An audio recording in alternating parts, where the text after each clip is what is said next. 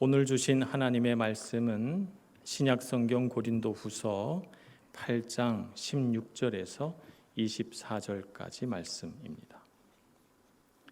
고린도후서 8장 16절에서 24절까지 말씀 봉독하겠습니다.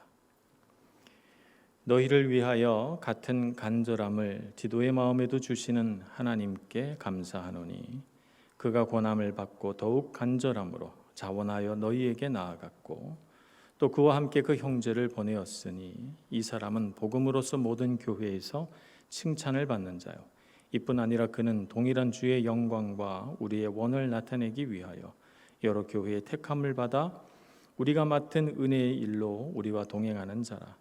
이것을 조심함은 우리가 맡은 이 거액의 연보에 대하여 아무도 우리를 비방하지 못하게 하려 함이니 이는 우리가 주 앞에서뿐 아니라 사람 앞에서도 선한 일에 조심하려 함이라. 또 그들과 함께 우리의 한 형제를 보내었노니 우리는 그가 여러 가지 일에 간절한 것을 여러 번 확인하였거니와 이제 그가 너희를 크게 믿음으로 더욱 간절하니라. 디도로 말하면 나의 동료요 너희를 위한 나의 동력자요 우리 형제들로 말하면 여러 교회의 사자들이요 그리스도의 영광이니라. 그러므로 너희는 여러 교회 앞에서 너희의 사랑과 너희에 대한 우리 자랑의 증거를 그들에게 보이라. 아멘. 고린도후서 8장 1절에서 15절까지 말씀이 예루살렘 교회의 연보를 하는 이유와 목적 그리고 그 가치에 대한 이야기들을 하고 있다면 오늘 저희들이 읽은 16절부터 24절까지의 말씀은 예루살렘 교회를 향한 그 연보가 실제적으로 어떻게 진행될 것인가, 그 문제를 어떻게 다룰 것인가의 문제라고 하는 것을 우리가 알면 좋겠습니다. 사도 바울이 예루살렘 교회를 위해서 헌금을 모아 가려고 할 때 가장 염려한 것이 무엇일까요?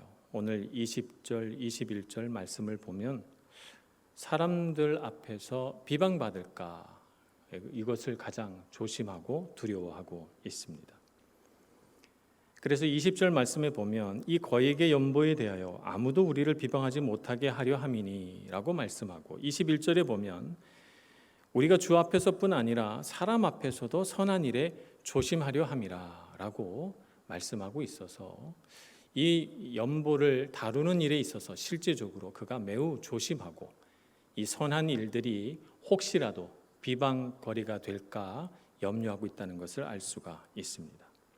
하나님 앞에서라 하면 이 헌금 프로젝트를 계획했을 때 그 마음의 동기 또 그것을 다룰 때 하나님 앞에서 그 진실함 이런 것들을 말하는 것이죠. 그것이 하나님 앞에서 바로 세워져야 된다는 것입니다.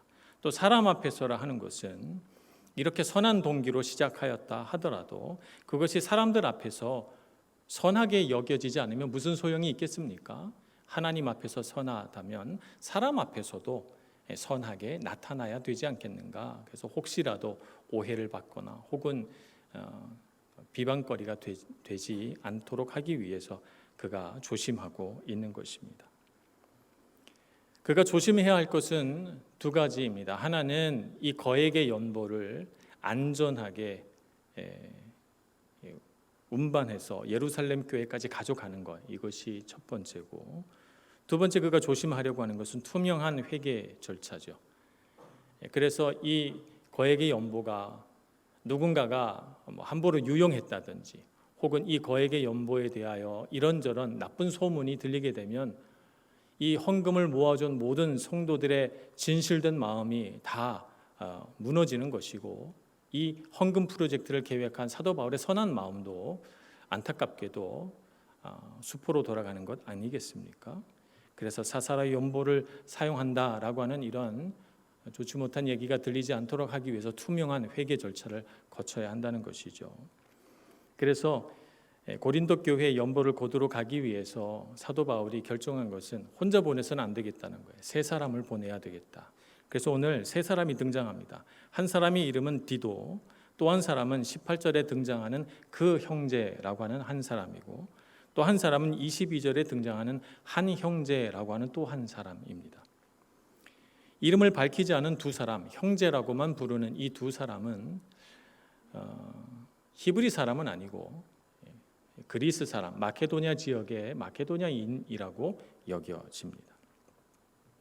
이렇게 세 사람이 함께 고린도 교회로 가서 헌금을 모아서 운반하는 일들을 한다면 그들이 세 사람이 함께이기 때문에 안정성도 확보하고 세 사람이 함께 이 헌금을 다룸으로써 회계 문제에 있어서 투명해질 것은 분명하고 또 그것이 다른 사람 눈에 보기에도 세 사람이 함께 있으니까 의심할 여지가 줄어들 뿐만 아니라 이 두 형제 마케도냐 성도들 두 사람은 이방인으로서 하나님을 믿는 그리스도인이 되어 예루살렘 교회로 이 헌금을 가져갈 때 이방인 교회의 대표성까지 띄게 되기 때문에 디도를 대표로 해서 이 마케도냐인 두 명의 그리스도인이 이방인 교회의 대표로 히브리 계통의 예루살렘 교회와 만나서 교회의 일치를 이루는 역사적인 일들을 하게 될 것이기 때문에 대표성까지 띈다 이렇게 볼 수가 있겠습니다. 그렇다면 사도 바울은 어떤 기준으로 이 세 사람을 이 막중한 헌금을 운송하는 일을 맡겼을까요? 첫째 기준은 좀 우리가 이해하기 어렵습니다만 간절함이라고 하는 기준으로 사람을 택했습니다. 디도를 택할 때 보면 16절 17절에 간절함이라고 하는 두 단어가 두 번 등장하고 또 한 형제라고 하는 말이 등장하는 22절에 보면 이 형제에 대한 소개도 간절한 것을 더욱 간절하니라. 그래서 간절하다는 말이 또 두 번 등장합니다. 성경에 간절하다, 간절함 이런 단어가 많이 등장하는가? 그렇지는 않습니다. 신약 성경에 총 13번 등장하는데요. 바울 서신, 바울이 쓴 편지에서만 전부 8번 등장합니다. 그 8번 중에서 오늘 고린도후서 8장에 4번이 등장하는 것입니다. 8장 16절 이하에 4번이 등장하는 것이죠. 16절, 17절, 22절 2번 이렇게 해서 4번이 등장합니다.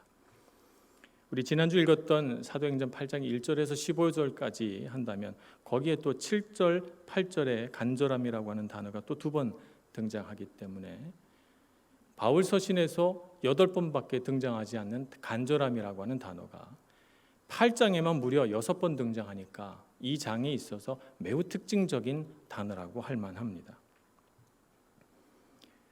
간절함이라고 하는 것은 어떤 의미로 사용되고 있는 것일까요?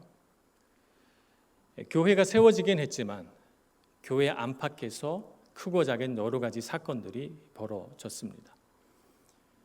그리스도인으로서 받은 은혜와 놀라운 은사들로 인하여 복된 소식도 있었지만 그러나 복음을 잘못 받아들이거나 혹은 교회를 시험하고자 하는 거짓 교사들로 인해서 교회에 좋지 못한 사건들도 많이 일어났습니다. 이런 크고 작은 교회 안팎의 여러 가지 사건들을 거치면서 교회와 교회 사이에 또 섬기는 자와 또 섬김을 받는 자 사이에 서로를 향하여 품게 된 진실하고 뜨거운 열심 그리고 교회를 향한 그들의 헌신을 표현한 말이 바로 간절함이라고 하는 단어라는 것이죠. 디도의 경우에는 그의 삶의 간절함이 어떻게 나타났을까요? 먼저 고린도 교회에 일어난 일들을 수습하기 위해서 사도 바울은 디도를 보냅니다. 고린도 교회에서 일어난 일이라고 하는 것은 지금까지 여러 번 말씀드려 왔습니다만 사도 바울이 전한 복음을 의심하고 이것이 올바른 복음이냐 뿐만 아니라 사도가 복음을 전하는 자로서 정말 그가 사도로 불릴만 한가라고 하는 사도 바울의 사도성까지 의심하는 지경에 이르렀습니다. 그래서 고린도 교회와 바울 사이에 인간관계가 금이 갔고 많은 상처가 관계 안에 나타나게 된 것이죠. 그런데 이런 관계 안에 일어난 균열과 불화 이것을 고린도 교회에 있는 거짓 교사들이 계속 부추기는 거죠. 부추기고 관계가 화합되지 못하도록 계속 회방을 놓고 있습니다. 그래서 결국 사도 바울은 고린도 교회를 하나님의 뜻대로 바로 세우기 위해서 눈물을 흘리면서 쓴 편지, 눈물로 쓴 편지를 보내게 되죠. 이 편지를 전한 사람이 바로 디도입니다. 이 편지에는 그런 사도 바울의 간절한 마음이 담겨서 정말 눈물을 흘리듯이 편지를 썼지만 편지의 내용은 대부분이 고린도 교회의 교인들이 잘못 신앙생활을 한 것에 대한 책망입니다. 책망과 훈계와 권면의 말씀이 이 편지에 들어있죠. 자, 이런 상황에서 디도가 고린도 교회에 도착했을 때 고린도 교회가 디도를 환영했을까요? 아마 환영받지 못했을 것 같습니다. 더군다나 디도가 사도 바울이 보낸 편지라고 하면서 그 편지를 교회 회중 앞에서 낭독했을 때 그 편지에 나오는 여러 가지 그 책망의 말들로 인해서 굉장히 불편했겠죠, 고린도 교회 분들이. 그러니까 디도는 고린도 교회에 도착해서 고린도 교회 상황을 수습하고 이 모든 문제들을 해결해 나가려고 할 때 굉장히 많은 어려움에 봉착했을 것입니다. 어떻게 문제를 해결했는지 성경은 디도가 한 사역은 나타내 주지 않기 때문에 우리가 알 수는 없습니다만 결과는 알고 있어요. 놀랍게도 고린도 교회 사람들이 회개를 했습니다. 회개하고 마음을 돌이키고 하나님 앞에 나와서 사도 바울이 전한 복음이 진짜 복음임을 그들이 확신하고 사도 바울을 그동안 의심했던 것에 대하여 용서를 구하고 관계가 회복되기 시작합니다. 디도가 섬김으로써 고린도 교회의 상황을 바꾸어낸 거죠. 그들로 하여금 회개에 이르게 한 것입니다. 놀라운 일입니다. 물론 사도 바울의 편지가 갖고 있는 영적인 파워도 있겠지만 이것을 어떻게 전달하느냐도 굉장히 중요하기 때문에 참 디도가 사역을 잘했다 이렇게 볼 수밖에 없습니다. 바울의 진심을 바르게 전한 것이죠. 그래서 관계도 회복시키고 교회도 바로 세우게 됩니다. 이렇게 해서 고린도 교회에서 좋은 소식을 갖고 왔죠. 그래서 사도 바울의 마음도 위로하고 고린도 교회가 회개하고 다시 회복된다라고는 좋은 소식을 전해서 다들 기뻐했습니다. 그런데 돌아오자마자 예루살렘 교회를 위한 헌금을 해야 된다면서 편지를 써서 다시 디도를 보내는 거예요. 고린도 교회. 이번에도 쉽지 않은 문제입니다. 이제 겨우 간신히 관계가 회복이 됐는데 헌금을 하라고 디도에게 편지를 써서 보내니까 이 또한 어려운 사명이 아닐 수가 없습니다. 디도에게 있어서 참 어려운 일들의 연속입니다. 사도 바울이 디도를 받겠죠. 이런 어려운 사역들을 계속해 감당해 나갈 때 이 디도는 어떤 태도를 취하고 있는가 눈여겨보지 않았겠습니까? 이 힘들고 무거운 미션들을 연속으로 계속 감당해도 디도의 마음속에 교회를 향한 그의 열정과 헌신이 식지 않는단 말입니다. 그래서 그것을 보고 사도 바울이 디도의 마음속에 간절함이 있구나, 교회를 향한 열심과 헌신과 교회를 향한 사랑이 가득하구나 라고 하는 것을 알게 됩니다. 디도는 사도 바울이 이런 일들을 해 주십시오 라고 이렇게 권했을 때 그 권함에 대하여 하기 싫어서 억지로 반응하지 않고 기쁨으로 자원하는 마음으로 이 일들을 감당했습니다. 17절에 보면 디도를 이렇게 평가합니다. 그가 권함을 받고 더욱 간절함으로 자원하여 너희에게 나아갔고 라고 말씀하고 있죠. 기쁘게 자기 일처럼 책임감을 가지고 사도 바울이 부탁한 일들을 지혜롭게 잘 감당해 갔던 것입니다. 사도 바울은 디도의 마음속에 있는 것을 봅니다. 그가 얼마나 교회를 사랑하고 예수 그리스도를 사랑하며 교회를 바로 세우기 위하여 그의 마음이 얼마나 간절하게 불타오르는가 하는 것을 보게 됩니다. 그런 간절함이 바울에게도 있거든요. 바울에게도 그런 간절함이 있어서 그 간절함 때문에 복음을 전하지 않을 수가 없어서 입을 벌려서 복음을 전하고 감옥에 갇혀도 매를 맞아도 쫓겨나도 그는 굴하지 않고 복음을 전하지 않을 수가 없어서 그 뜨거운 열정으로 복음을 전해왔기 때문에 간절함이라고 하면 사도 바울만큼 간절한 사람이 있겠습니까? 그런 사도 바울의 마음속에 있는 간절함을 누구에게서 본 겁니까? 디도에게서 본 겁니다. 근데 사도 바울 마음속에 있는 간절함은 사도 바울이 막 내가 열심을 내야지 이렇게 결심해서 한 게 아니거든요. 하나님께서 복음을 그의 마음속에 부으셨을 때 자연스럽게 그의 마음속에서 생겨난 간절함과 열정과 헌신이었습니다. 그래서 디도를 보면서 그는 이렇게 생각하죠. 아, 디도의 마음속에 있는 저 간절함도 하나님이 주셨구나. 그래서 16절 말씀에 이렇게 고백합니다. 너희를 위하여 같은 간절함을 디도의 마음에도 주시는 하나님께 감사하노니. 하나님께서 나뿐만 아니라 저 젊은 청년 디도에게도 나와 같은 간절함을 주셨구나 라고 생각해서 사도 바울의 마음이 감사함으로 넘치는 것입니다. 내 안의 열정과 헌신의 마음을 하나님께서 주신 것처럼 디도의 마음에도 주셨다는 그 놀라운 발견, 그리고 그것을 통해서 하나님께서 우리와 함께 일하시는구나 라고 하는 하나님의 도우심에 대한 감격과 감사가 그의 마음속에 있었던 것입니다. 그래서 사도 바울은 디도를 택해서 디도에게 이렇게 막중한 임무를 맡길 수 있었던 것이죠. 22절에 등장하는 한 형제도 마찬가지입니다. 이 한 형제라고 하는 사람을 소개할 때 말을 보면 이렇습니다. 그들과 함께 우리의 한 형제를 보내었노니, 그들이라고 하는 것은 디도와 그 형제라고 일컬어지는 그 사람, 이 둘과 함께 한 형제를 보냈다는 것이죠.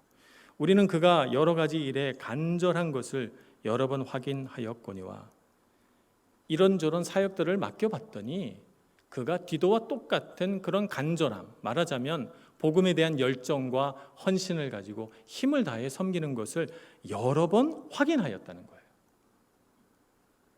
확인하였거니와 이제 그가 너희를 크게 믿음으로 더욱 간절하니라. 너희가 가리키는 사람은 바로 고린도 교회 교인들입니다. 디도가 가지고 온 고린도 교회가 회복되었다라고 하는 소식을 디도와 사도 바울과 또 마케도니아 교회 성도들이 같이 그 편지를 낭독하고 읽지 않았겠습니까? 그 순간 이 한 형제의 마음속에 고린도 교회를 크게 믿음으로 더욱 간절한 마음이 솟아났다는 거예요. 고린도 교회를 위하여 헌신하고자 하는 마음이 불일듯 일어난 것이죠. 그래서 사도 바울이 그 형제 디도 한 형제 이렇게 택해서 보내게 된 것입니다.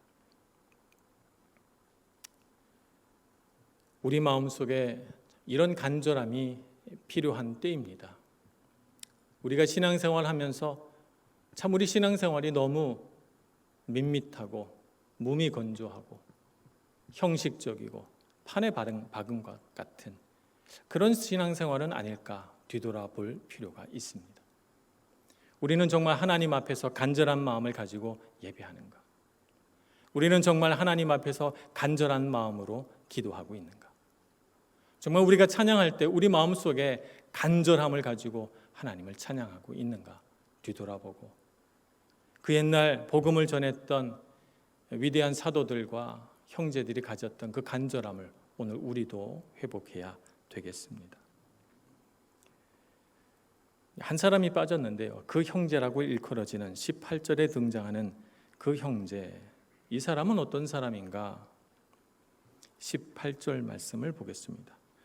또 그와 함께, 디도와 함께라는 뜻입니다. 디도와 함께 그 형제를 보내었으니 이 사람은 복음으로써 모든 교회에서 칭찬을 받는 자요.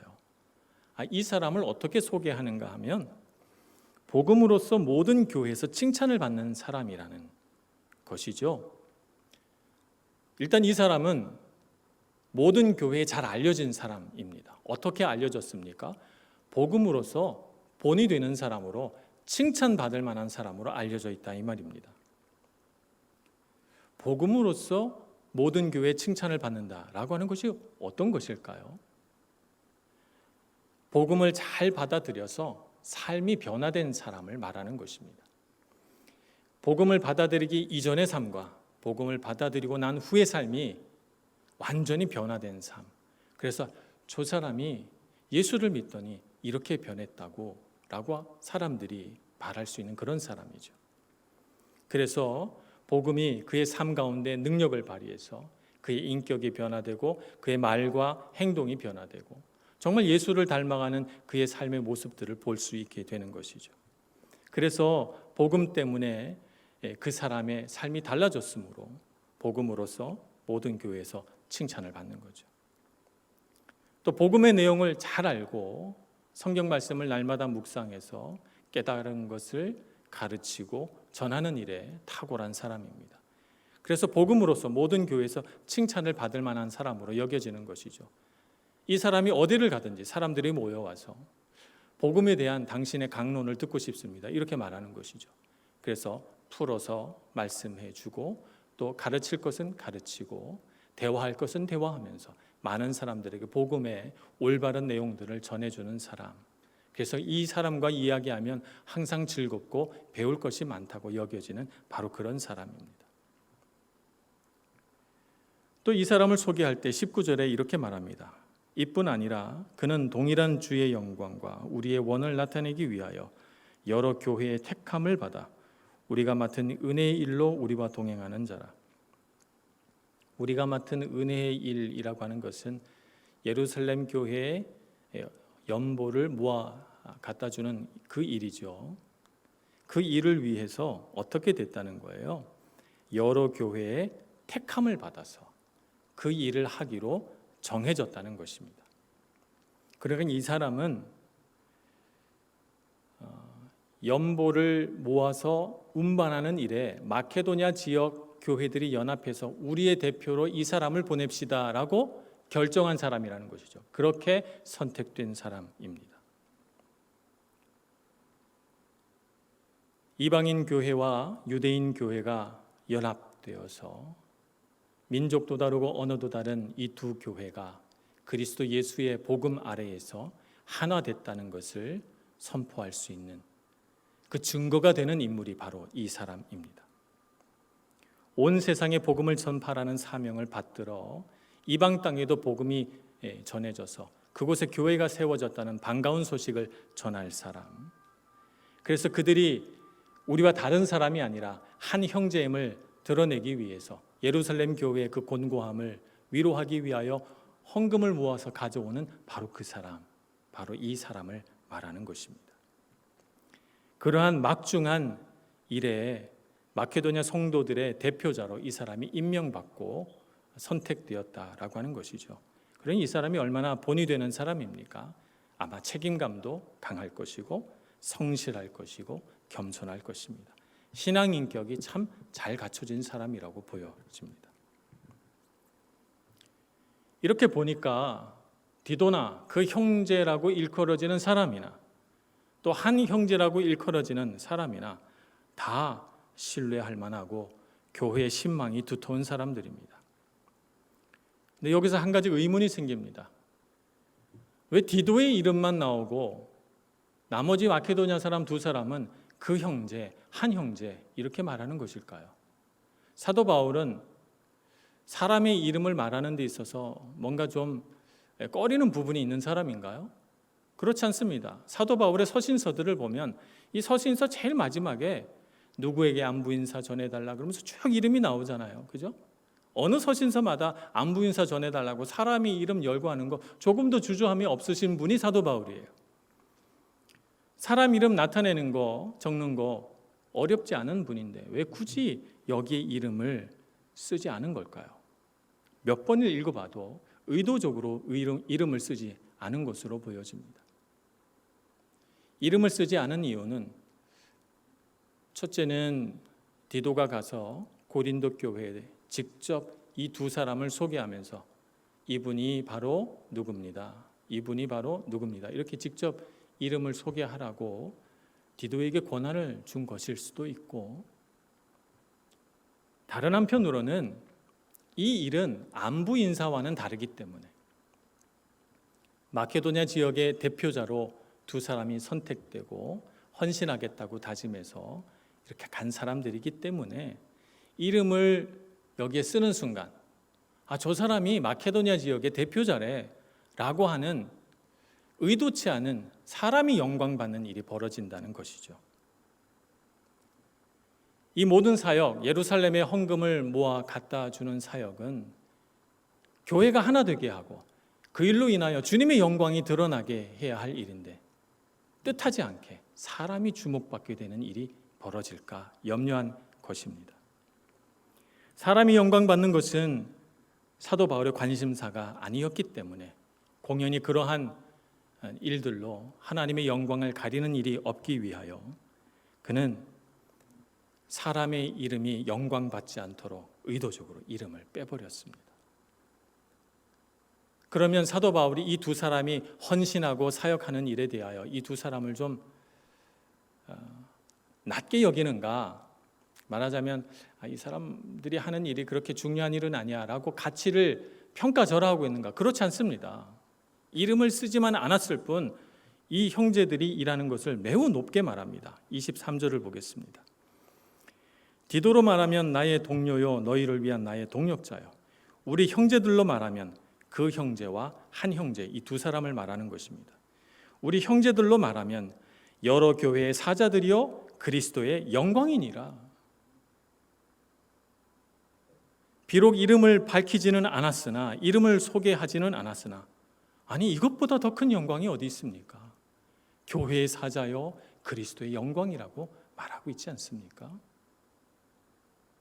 사람이 영광 받지는 않기를 바라나 그러나 하나님의 일에 헌신하는 두 사람에 대해서 매우 높게 평가하고 귀하게 여기고 있다는 것을 알 수 있습니다. 우리는 이렇게 우리 자신이 영광 받지는 않되 그러나 그리스도께서 영광을 나타내는 일에는 쓰임받는 사람이 되어야 되겠습니다. 사람이 중심이 되고 사람이 유명하게 되고 사람이 영광 받는 것은 하나님이 기뻐하시는 일이 아닙니다. 정말 하나님이 기뻐하시는 일은 그리스도가 중심이 되고 그리스도가 높아지시고 그리스도께서 영광을 받으시는 일이 될 것입니다. 우리의 삶의 목표가 있다면 우리 삶에서 예수님이 중심이 되고 예수님이 높아지시고 예수님께서 영광 받으시는 삶을 살아가는 것이 우리 삶의 목표가 되어야 할 것입니다. 사사로운 이익에 우리 마음을 빼앗기지 말고 이런저런 세상 일에서 내 영광 드러내게 하려고 애쓰지 말고 하나님의 나라를 세우는데 헌신된 여러분들 되시기를 축복합니다. 1800년대 우리나라에 복음이 전해질 때 전 세계에 복음이 전파된 지역에서 어느 곳에서도 찾아볼 수 없는 우리나라에서만 일어난 독특한 현상이 하나 있었습니다. 그것은 우리나라에 온 미국 선교사들이 선교 편지를 써서 미국에 보냈기 때문에 전 세계 사람들이 와, 한국에는 이런 일이 있구나 라고 감탄했던 일이지만 정작 우리 사람들은 너무 자연스러운 일이라서 그냥 그런 일이 있었대 라고 이렇게 생각하는 그런 일입니다. 그것은 바로 전도부인이라 일컬어지는 수천 명, 수만 명의 사람들이 일어났던 사건입니다. 우리나라에 온 선교사들은 이 전도부인이라 일컬어지는 사람들을 바이블 우먼이라고 소개하면서 자신을 파견한 본국에다가 선교 편지를 보냈습니다. 당시는 여성들이 아무런 권한이 없었죠. 여자들이 배워서 뭐하냐? 그래서 여성들에게 교육을 하나도 안 시켰습니다. 신분제 사회 속에서 하층민을 구성하고 있는 여성들뿐만 아니라 상류층에 해당되는 귀족들의 부인들도 글씨를 안 가르쳤어요. 매우 희귀한 몇몇 여성들만 글씨를 배웠습니다. 거기다가 여성들에게는 이름을 주지 않았습니다. 그래서 여성들을 어떻게 불렀냐면 호남댁, 과천댁 이렇게 불렀어요. 이름이 없어요. 귀부인이라 할지라도 김씨부인, 허씨부인 이렇게 불렀지 여성들도 귀부인들도 이름이 없었습니다. 그런데 우리나라에 도착한 선교사님들이 여성들에게 글씨를 가르치고 한글을 가르치는 후에는 성경을 읽게 해서 복음이 그들의 마음속에 들어가게 됩니다.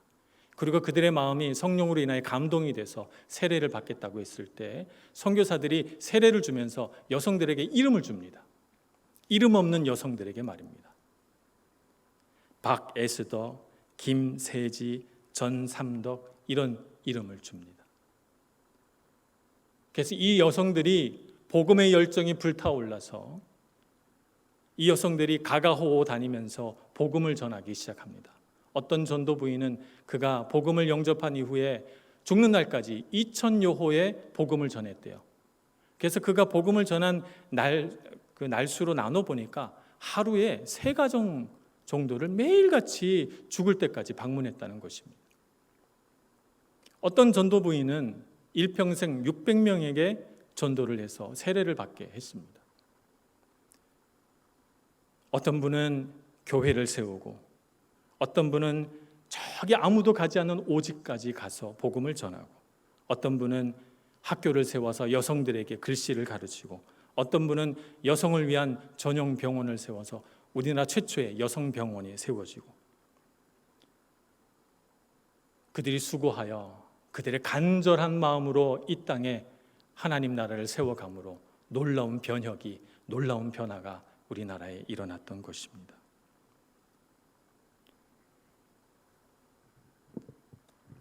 그리스도의 영광이 된 무명의 그리스도인들을 보게 됩니다. 간절함으로 교회를 세우고 복음을 전파하고 세상을 변화시킨 무명의 그리스도인들을 보게 되는 것이죠. 오늘 우리는 어떻습니까? 오늘 우리들에게는 이런 간절함이 있습니까?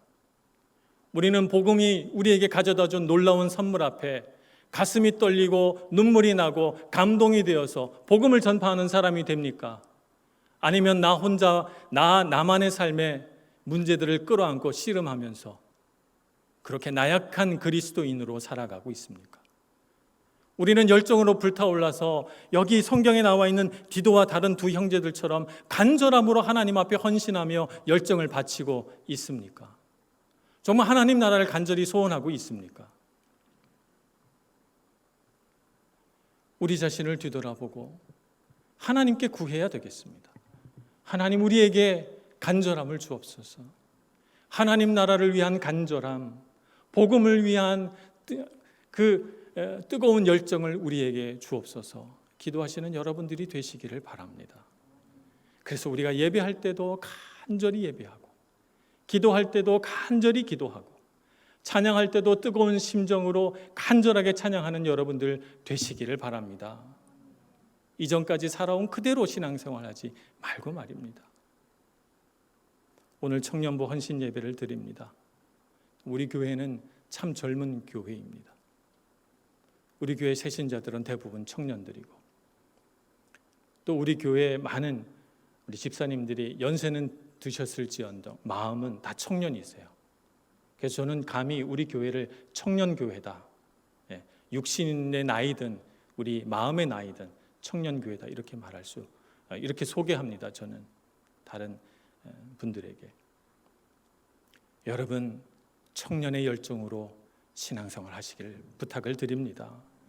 오늘 헌신을 다짐하는 우리 청년들도 디도와 같은 그런 간절함으로 다른 두 형제와 같은 그런 열정과 헌신으로 하나님 앞에 쓰임 받으시고 또 마음이 청년인 우리 교회 모든 성도님들도 하나님 앞에 뜨거운 열정으로 하나님 나라를 세워가서 이 시대를 변화시키고 우리가 속한 가정과 공동체를 변화시키는 여러분 모두가 되시길 간절히 축원합니다.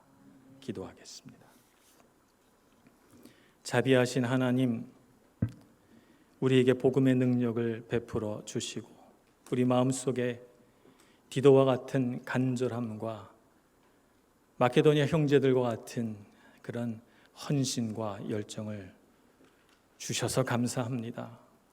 우리 마음속에 뜨거운 감동과 기쁨으로 주님 앞에 자원하여 자발적으로 헌신하는 저희들 되게 해주시고 우리를 둘러싼 환경과 여건들을 이겨내고 변화시키고 변혁하여 하나님의 나라를 이루어가는 저희들 모두가 다 되게 하여 주옵소서. 예수님의 이름으로 기도합니다. 아멘.